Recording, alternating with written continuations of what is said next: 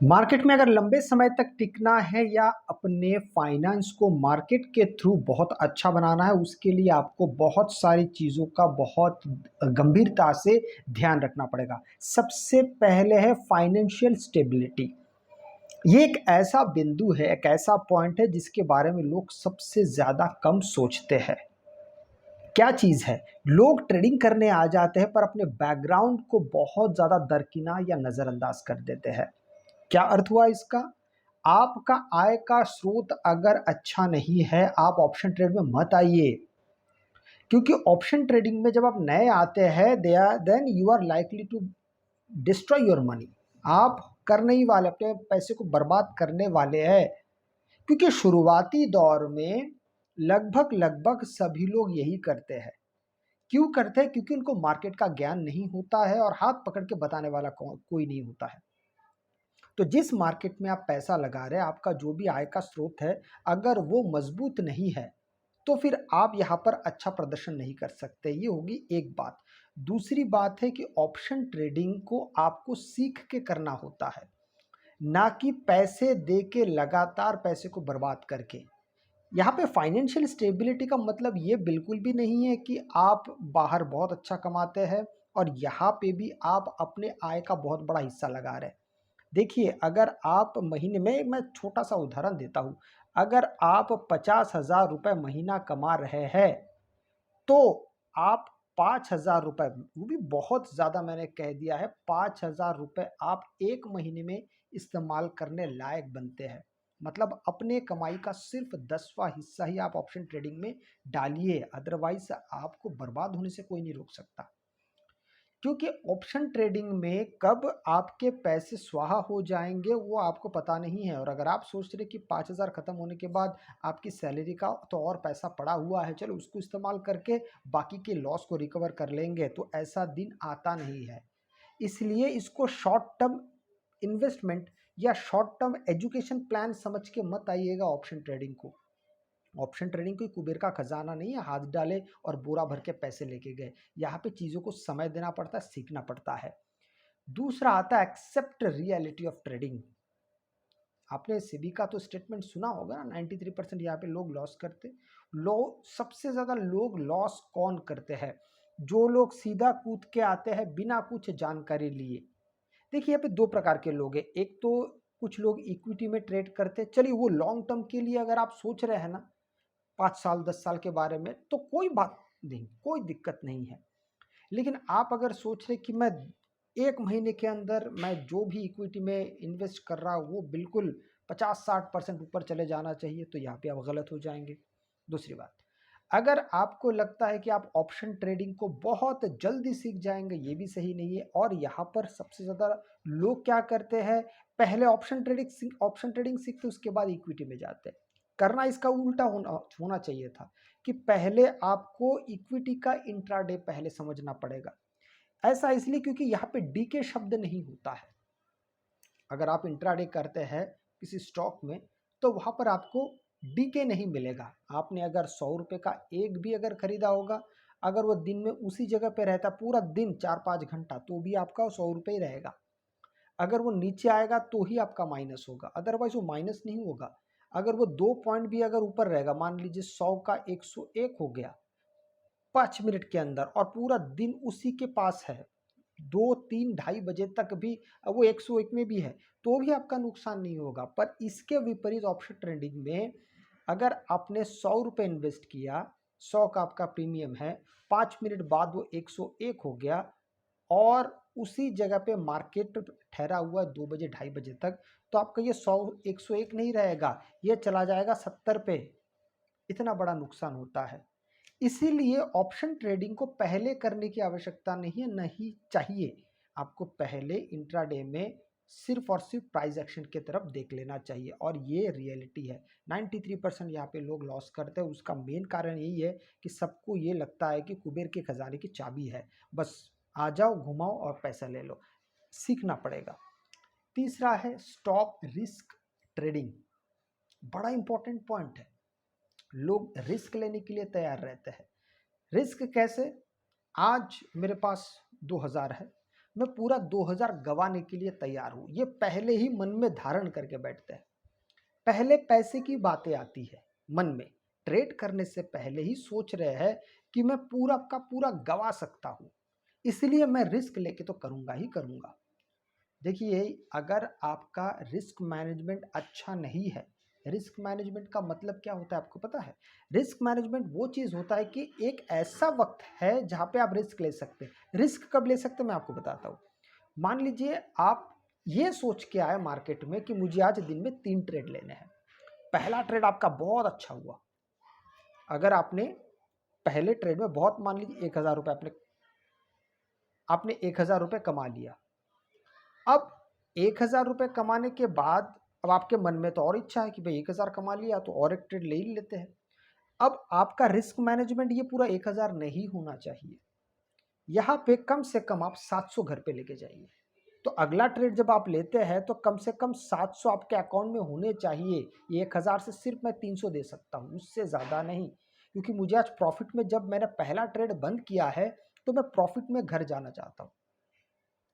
लोग इसका उल्टा करते, 1000 रुपये अगर पहले ट्रेड में प्रॉफिट हो गया, अगले ट्रेड में और पैसा, क्योंकि कॉन्फिडेंस आ गया अभी, तो और दूसरे ट्रेड में फिर और 1000 रुपये डाल के फिर -2000 में घर जाते हैं। यही है रिस्क ट्रेडिंग। सबसे अच्छा फिर कौन सा तरीका है? सबसे अच्छा, मार्केट में जब आप आते हैं तो पहले अपने प्रॉफिट के अमाउंट को सोच के आइए कि अगर इतना हो जाएगा, मैं इसके आगे ट्रेड ही नहीं करूंगा। भले ही मैं सोच के आया था कि मुझे 2 ट्रेड लेना है या 3 ट्रेड लेना है। कई बार होता है कि पहले ट्रेड में बहुत अच्छा पैसा मिल जाता है। मैं आपको एक उदाहरण देता हूँ। आज का जो दिन था कि मार्केट इतना अच्छा नीचे गया और बहुत कम समय, शुरुआत के 4-5 मिनट के अंदर ही प्रीमियम एकदम से ओटीएम का प्रीमियम स्पाइक होके दुगने से ज़्यादा चला गया। दुगने से ज़्यादा, मोर देन 2 टाइम्स, सिर्फ शुरुआत के 4-5 मिनट के अंदर। ये बहुत बड़ी बात है, ऐसा बहुत कम होता है। पर ये मैं ओटीएम की बात कर रहा हूँ। खैर, ओटीएम हो या आईटीएम हो, अगर मान लीजिए किसी दिन आपका ऐसा हो जाए तो फिर उस दिन आपको दूसरा ट्रेड लेना ही नहीं चाहिए। भले ही कितना मार्केट में अच्छा मूव दिख रहा हो, आप 100 इंडिकेटर इस्तेमाल कर रहे हो, वो कह रहा है कि भाई यहाँ पे ट्रेड बन रहा है, वहाँ पे ट्रेड बन रहा है। इसी को कहते हैं, आपको रिस्क तब लेना चाहिए जहाँ पे आपके पास पहले एक प्रॉफिट आ चुका है और उस प्रॉफिट के पैसे से अब मैं रिस्क ले सकता हूँ। लेकिन अगर आप लॉस कर रहे हैं शुरुआत के समय से, पहला ट्रेड आपका लॉस में गया, दूसरा ट्रेड, तो फिर आपको वहां पे रिस्क ट्रेडिंग कोई काम का आपका नहीं है। चौथा है स्टार्ट डेमो ट्रेडिंग। बस यही लोगों को आलस आता है। सबको लगता है पैसे के बिना हम ट्रेड अगर करेंगे तो वो फील नहीं आता है। बेशक आपने सच कहा है, आपका मान्यता बिल्कुल सही है कि बिना मूल्य लगाए आपको वो फीलिंग नहीं आती है। लेकिन वो सिर्फ उस फीलिंग को लेने के लिए आप सीखना नहीं चाहते, क्योंकि जब पैसा शामिल होता है ना, हमारे अंदर एक चीज़ बहुत बड़ा क्रिएट हो जाता है, that is called FOMO, fear of missing out. कि कुछ तो भी अच्छा हो रहा है यहाँ पे, अगर मैं रियल ट्रेड लिया होता तो बहुत बड़ा पैसा बन गया होता। नहीं, सबसे पहले तो आपको जो डेमो ट्रेडिंग है वो आपको पता है, लोग ऑप्शन ट्रेडिंग में पैसा जो भी कमाता है उसका अ, किस तरीके से कमाता है, उसका नियम क्या है? अगर देखेंगे तो सिर्फ वो एक और सिर्फ एक स्ट्रैटेजी का इस्तेमाल करता है। जब भी वो स्ट्रैटेजी उसके चार्ट पे अपीयर होता है, तभी वो सेटअप, तभी वो इस्तेमाल करता है। अगर नहीं होता है तो नहीं इस्तेमाल करता है। और इसी एक स्ट्रैटेजी को ढूंढने के लिए लोग अपनी पूरी जिंदगी लगा देते हैं। आपको भी यही करना है, और ये करने के लिए आपको लगता है कि 2 महीने में मिल जाएगा, 6 महीने में मिल जाएगा, तो बेहतर है ना कि उस स्ट्रैटेजी को ढूंढने के लिए आप डेमो ट्रेडिंग करिए ना। क्योंकि उस दौरान आपके बहुत सारे लॉस हो सकते हैं, प्रॉफिट भी होगा, पर वो प्रॉफिट का कोई मापदंड नहीं होगा। क्योंकि आप जो भी चीज़ देख के एक बार प्रॉफिट कर रहे होंगे, अगला 3 ट्रेड लेंगे तो उससे ज़्यादा नुकसान कर बैठेंगे। तो बेहतर है कि वो पर्टिकुलर एक स्ट्रैटेजी को ढूंढने के लिए आप अपनी पूरी शक्ति लगा दीजिए, जहाँ पे आपको ये समझ में आ जाएगा कि हाँ, अब मुझे मिल गया है। और वो एक स्ट्रैटेजी मिलने के बाद जब आप उसको रोज रोज रोज आप उसको एक्सपीरियंस करते हैं, उस पर ट्रेड लेते हैं, और कम से कम 10 बार में अगर आपको 7-8 बार वो लगातार प्रॉफिट देता है, 2-3 बार नुकसान देता है, ठीक है, चलेगा, लेकिन 7-8 बार वो नुकसान भी भरपाई कर देगा, तो आप उस दिन समझ में आएगा, हाँ, अब मैं सीख चुका हूँ। पांचवा नंबर है स्टे इन वन मार्केट। बहुत बार होता है कि लोग थोड़ा से बहकावे में आते हैं, उनको लगता है कि बैंक निफ्टी बेस्ट है, किसी को लगता है निफ्टी बेस्ट है, किसी को लगता है सेंसेक्स बेस्ट है। एक्चुअल में बेस्ट सब कुछ है तब तक जब तक आपको मार्केट में एंट्री और एग्जिट करना आता है। अगर आपको एंट्री और एग्जिट नहीं आता है, ज़्यादातर लोग घुस तो जाते हैं लेकिन बाहर नहीं निकल पाते हैं सही समय पे।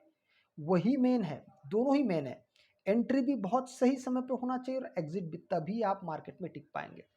तो इस चीज़ के लिए मार्केट कोई भी हो, और खासकर तो अभी विदेशी मार्केट इतने सारे हो गए, लोग उसमें चले जाते हैं ये सोच के कि भारतीय मार्केट का जो लॉट साइज़ वो काफ़ी बढ़ चुका है। देखिए लॉट साइज़ बढ़ने से आपके ट्रेडिंग पे कोई प्रभाव नहीं पड़ा है सच कहे तो। अगर जब कम भी था तभी भी आप लॉस कर रहे थे, बढ़ जाएगा आप सोच रहे कि ज़्यादा पैसा लग रहा है। ज़्यादा पैसा या कम पैसा इससे कुछ फ़र्क नहीं पड़ता है। आपका लॉजिक, आपका बुद्धि, आपका ट्रेडिंग लेने का, आपका एंट्री एग्जिट, यही सब कुछ है। तो बेहतर होता है कि आप एक मार्केट में अगर रहेंगे तो उससे जान पहचान। देखिए जब तक बैंक निफ्टी का एक्सपायरी ख़त्म नहीं हुआ था नवंबर महीने में, आपको सबको पता है 2024 में ख़त्म हो गया, सिर्फ महीने में एक एक्सपायरी। पर उससे पहले तक ज़्यादातर लोग बैंक निफ्टी में काम करते थे। फिर बैंक निफ्टी से लोग निफ्टी में शिफ्ट हुए क्योंकि वो हफ्ते में उसका एक्सपायरी है लेकिन उसके लॉट साइज ज़्यादा है, तो इसलिए वहाँ से भी लोग विदेशी मार्केट में चले गए। इससे कुछ खास फर्क नहीं पड़ता है किसी के ट्रेडिंग पे। हाँ अगर फर्क पड़ता है तो आपके दिमाग पे ही पड़ता है। छठवां पॉइंट है right down your repeated mistakes. ये सबसे इंपॉर्टेंट है। लोग अपनी गलतियों को लिखना तो छोड़ दीजिए, मानने के लिए तैयार नहीं होते कि मैंने कहीं भी ज़िंदगी में गलती की होगी। बस यही इसी कारण से हम लोग, एक बात मैं आपको और बता दूं, आपके हाथ में अगर कोई अच्छी स्ट्रैटेजी आ जाए ना तो और 10 स्ट्रैटेजी ढूंढने के पीछे मत भागिए, क्योंकि आपकी भी एक पर्सनल लाइफ है वो आप बर्बाद कर देंगे। कई बार होता है कि हम 2-4 स्ट्रैटेजी एक साथ ले लेते हैं और उसमें मिस्टेक्स ढूंढते हैं, फिर देखते हैं कि किस में मिस्टेक ज़्यादा हो रहा है। मिस्टेक का यहाँ पे मतलब है कितने ट्रेड गलत हो रहे हैं, उस हिसाब से फिर हम स्ट्रैटेजी बदलते जाते हैं। नहीं, आप एक स्ट्रैटेजी ले लीजिए, एक हफ्ता देखिए उसको और लिखिए। सिर्फ स्ट्रैटेजी जिम्मेदार नहीं होता आपके प्रॉफिट और लॉस में, आपके मिस्टेक सबसे, जैसे कि पता है कि मान लीजिए आपने यहाँ से ट्रेड लिया है, यहाँ पे एग्जिट करना है, पर ऐसे ऐसे जाते जाते यहीं पे आपका नज़र है कि भाई प्रीमियम तो बहुत बढ़ चुका है, चलो यहाँ से निकल जाते हैं, और आप यहाँ से निकल गए। रुके होते तो इतना सारा और मिल सकता था। अब ये समय के साथ ये जो पेशेंस है, मतलब आपका स्ट्रैटेजी सही था, आपकी एंट्री सही थी, पर आपका एग्जिट गलत हो गया, तो एग्जिट तक आपको वेट करना है और ये सब आपको लिखना है। जिस दिन मान लीजिए आपने एग्जिट सही नहीं किया, एग्जिट से पहले आप बाहर निकल गए, आपका जो भी टारगेट है उससे पहले आप बाहर निकल गए, लिखिए कि आज मैं समय से पहले एग्जिट से, अपने टारगेट से पहले मैं बाहर निकल गया। इसको लिख लेंगे तो अगले दिन आपके अंदर आपकी मानसिक शक्ति बहुत ज़्यादा बढ़ जाएगा कि नेक्स्ट टाइम आपने वो लिख लिया है तो आपके टारगेट से पहले आप निकलेंगे नहीं, या आपके स्टॉप लॉस हिट होने से पहले आप निकलेंगे नहीं। आप डर के मारे नहीं निकलेंगे या खुशी के मारे नहीं निकलेंगे। तो इन 3-4 चीज़ों को जब आप अपना एक अच्छा एक्सपीरियंस बना लेते हैं तो धीरे धीरे आपको सारी चीज़ें समझ में आने लगती है। बस पूरे ऑप्शन ट्रेडिंग का अगर आप सार देखेंगे, समरी देखेंगे, तो यही है। अगर आपको वीडियो अच्छा लगे तो लाइक शेयर सब्सक्राइब जरूर कीजिएगा। आपसे मैं अगले वीडियो मिलता हूँ, तब तक के लिए जय हिंद।